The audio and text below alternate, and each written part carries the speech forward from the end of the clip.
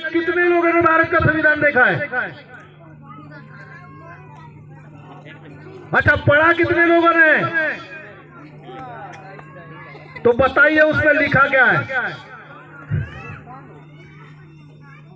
आपने देखा भी नहीं उस वसीयत को, आपने पढ़ा भी नहीं उसको, आप कैसे हासिल करेंगे? हवा में तीर मार रहे हो क्या? हवा में तीर मारने का अभियान चल रहा है।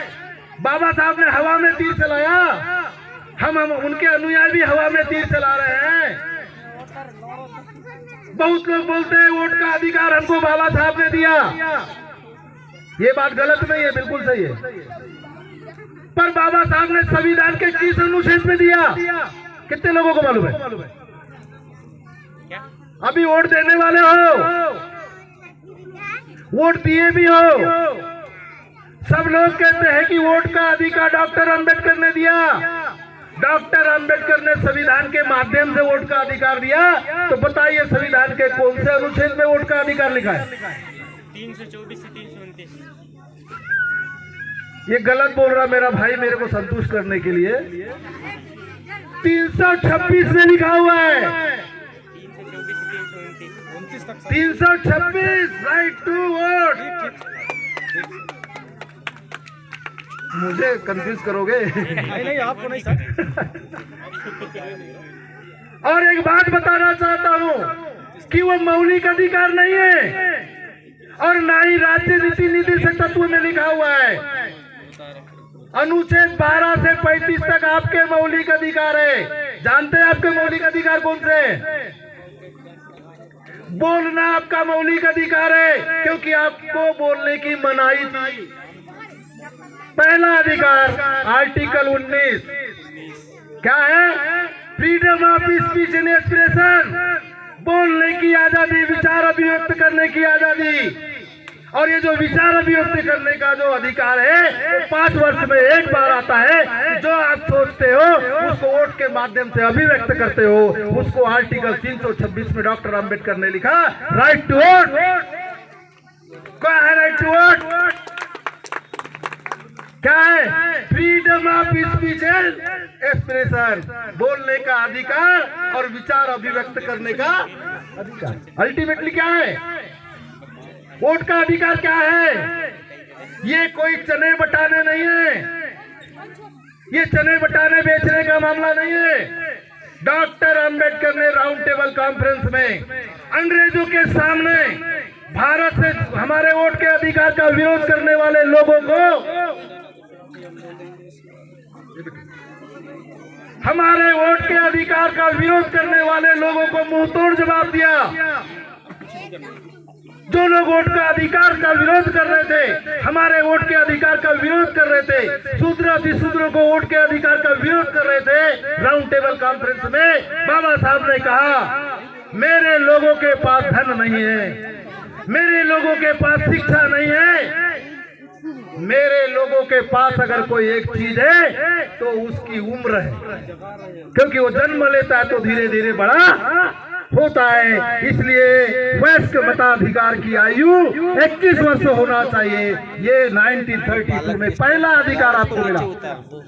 यानी संविधान लागू होने के पहले हमारे शूद्र अतिशूद्र SC ST OBC को पहला अधिकार अगर कोई मिला तो उस अधिकार का नाम है राइट टू वोट, वोट का अधिकार।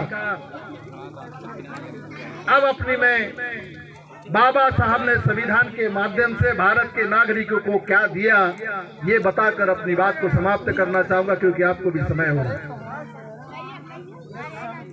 डॉक्टर अंबेडकर ने संविधान लिखा। संविधान हमें क्या देता है ये मैं बताना चाहूंगा। एक माँ बच्चे को जन्म देती है और वो माँ सोचती है कि मैं इस बच्चे का गला घोंट कर मार दूं। बताइए वो माँ मार सकती है? क्यों नहीं मार सकती? आपको कुछ बोलना भी है, मैं माताओं से भी बात कर रहा हूं। एक माँ बच्चे को जन्म देती है, वो सोचती है कि इस बच्चे का गला घोंट कर मार दूं। वो माँ बच्चे को मार सकती है? क्यों नहीं मार सकती? बच्चा तो उसका है। इसलिए नहीं मार सकती कि जिस परिस्थिति में वो भारत भूमि पर जन्म लेता है, भारत का संविधान डॉक्टर अंबेडकर अनुच्छेद 21 के अनुसार जीने का अधिकार उसको देता है। काय का अधिकार देता है? उसको बाबा साहब जीने का अधिकार देता है, और अगर वो उसको नुकसान पहुंचाती तो वो जेल जाएगी। इसका प्रावधान 21 में करते हैं। दूसरी तरफ बाबा साहब ये जानते थे कि मेरे समाज के पास धन नहीं है, माता बच्चे को जन्म देगी, धन नहीं है तो पोषित भोजन नहीं कर सकेगी। इस स्थिति में जच्चा और बच्चा हमेशा के लिए कमजोर हो जाएगा। तो बाबा साहब प्रसव सहायता राशि 1400 रुपए जो मिल रही है, इसकी व्यवस्था भी संविधान में करते हैं।